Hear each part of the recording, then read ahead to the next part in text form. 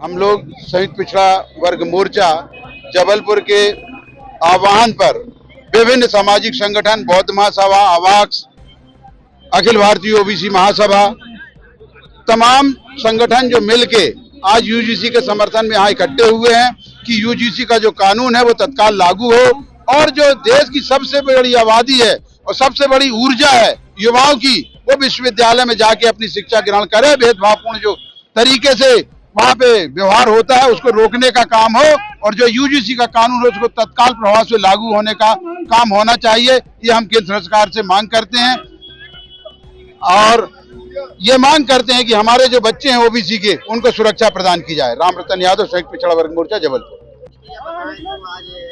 UGC equity bill 2026 पे जो supreme court ने 29 जनवरी को रोक लगाई है, वह कहीं ना कहीं एससी एसटी ओबीसी के लोगों की भावनाओं आहत हुई हैं उससे। और हमको ये लगता है कि जब भी एससी एसटी ओबीसी के हित में कोई कानून बनता है, कोई नियम बनता है, तो जो वर्चस्ववादी तबका है, जिसको प्रभु वर्ग बोल सकते हैं, जिसको सामान्य वर्ग बोल सकते हैं, जो सवर्ण समाज के लोग हैं, वह विरोध करने उतर आते हैं। इससे सामाजिक न्याय की जो हमारी भावना है वो अधूरी रहती है।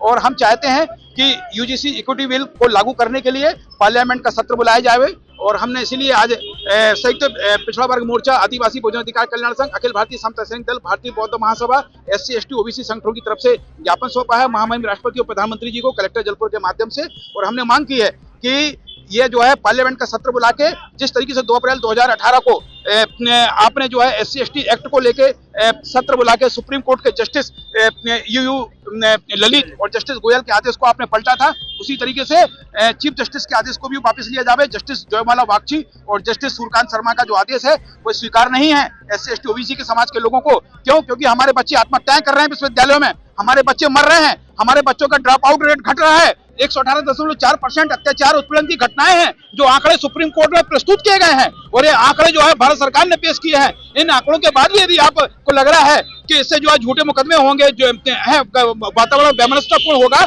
तो ये आपका हौला है। क्या कोई भी कानून से इसलिए लागू ना किया जाए कि उसका किसी तरीके से दुरुपयोग होगा? अगर दुरुपयोग की प्रत्याशा में यदि हम अच्छे कानून लागू नहीं करेंगे तो ये देश चल नहीं पाएगा, ना इस देश का संविधान चल पाएगा। हम लोग संविधान को मानने वाले लोग हैं, इसलिए संवैधानिक तरीके से अपना प्रोटेस्ट किया हमने शांतिपूर्ण तरीके से ज्ञापन दिया है। यदि कार्रवाई नहीं होती है तो आने वाले समय में हम मध्य प्रदेश बंद और भारत बंद करने की कार्रवाई भी करेंगे। इतिहास गवाह है, आप लोगों ने देखा है, वर्गीकरण का मामला हो या एससी एसटी एक्ट का मामला रहा हो, हम लोगों ने जो आंदोलन शुरू किया है वो आंदोलन पूरे देश में फैला है। इसलिए आज शुरुआत जबलपुर से की हमने, ये आंदोलन पूरे देश में फैलेगा। धन्यवाद। देवेश कुमार चौधरी, प्रदेश अध्यक्ष अवाक्स।